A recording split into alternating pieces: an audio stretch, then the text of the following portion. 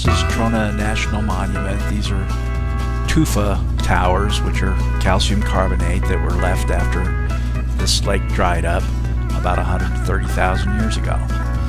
Hollywood's used this area here to do Star Trek V, Pitch Black, the remake of Planet of the Apes, and another celebrity, Charlie Manson, used to have his dune buggies and catches of gas and food and stuff out here. So when his the race war that he planned went off, him and his family would hide up in the hills there until it was all over. And when they realized they couldn't run the country, they'd come out here and beg Charlie to lead the country.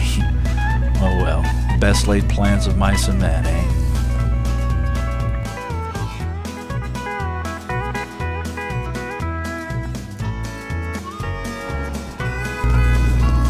Well, just over that range of hills is Death Valley National Park. I'll be coming down the road down here into the Panamint Mountain Range and stay at the Panamint Springs Resort, which really wasn't all that hot. They had some really good food there, but the rooms were clean, but there was no TV, no telephone. I don't know how they could really call it a resort, but anyway, it was a place to spend the night. And here we are off in the morning. I'm going to be chasing my shadow for a little bit here, and we're going to go about 20 miles down the road to where the Saline Valley Road begins. And it's an area in the northern part of Death Valley where there were borax mines and other kinds of mines. There's a dry lake bed and a salt marsh and a dry salt lake, and we'll come across old abandoned mines and all kinds of good stuff. And I'm going to get a surprise.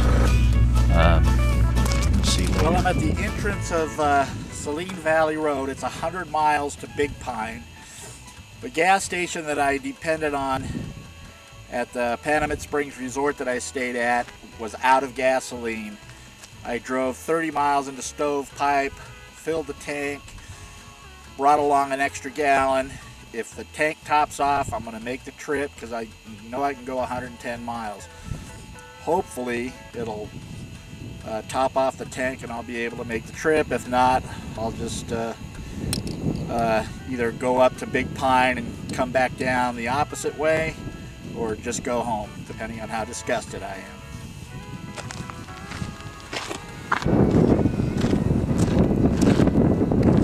Well, I didn't get filled completely to the top, but I'm confident that I can make the 100 miles. And if I don't make it, I'll be so close I can walk into Big Pine, or I know I can get to the highway and then get a ride. So I'm on my way.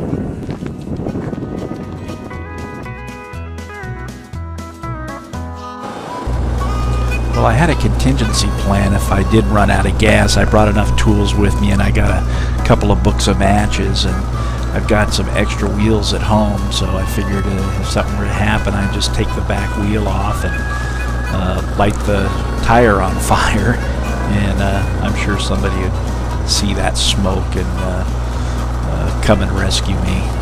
As useless as I am, somebody would probably come out and get me. Those sand dunes are back in Death Valley.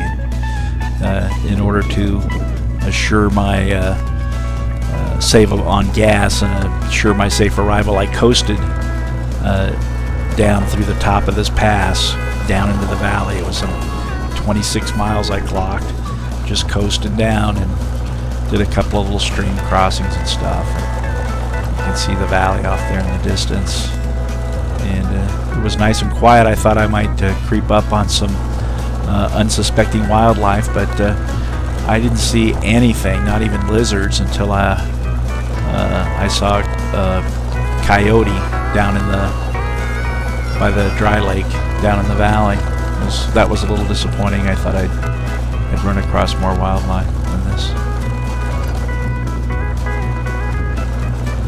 Well, I had to stop and water some rocks, and I heard a noise, and all of a sudden this tomcat is about, I don't know, 300, 400 feet off the deck, flies right over the top of me, and I could see the backseat driver there had his head turned waving at me, and I could feel the shock wave off the thing that was so low, and it was pretty exciting. And here we are cruising across the valley floor, and that's the dry lake there off in the distance.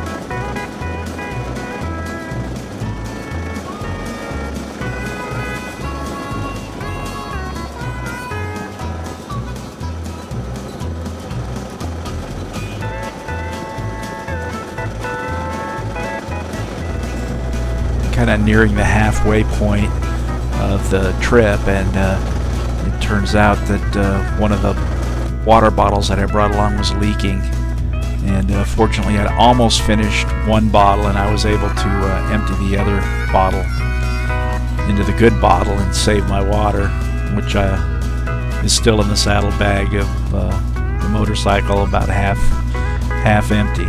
That's looking back to where we came from.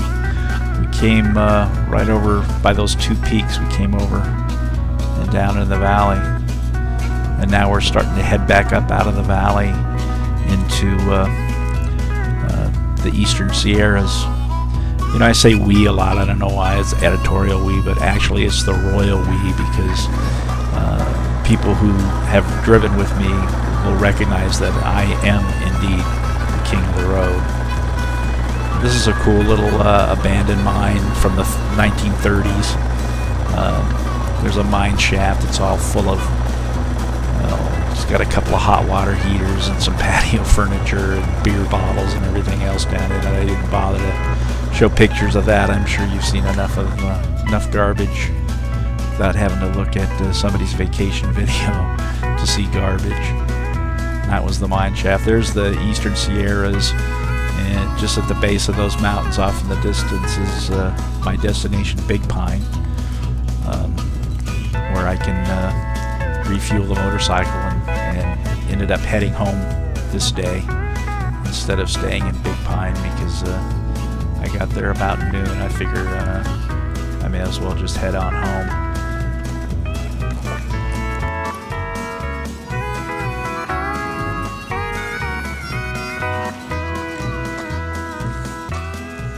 Well, I made it to the highway. I'm about 10 miles from Big Pine. I haven't even gone on reserve yet, so I made it.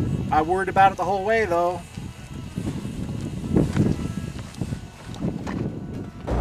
Well, as it turns out, I was actually about 25 miles from Big Pine. I forgot about the section of road.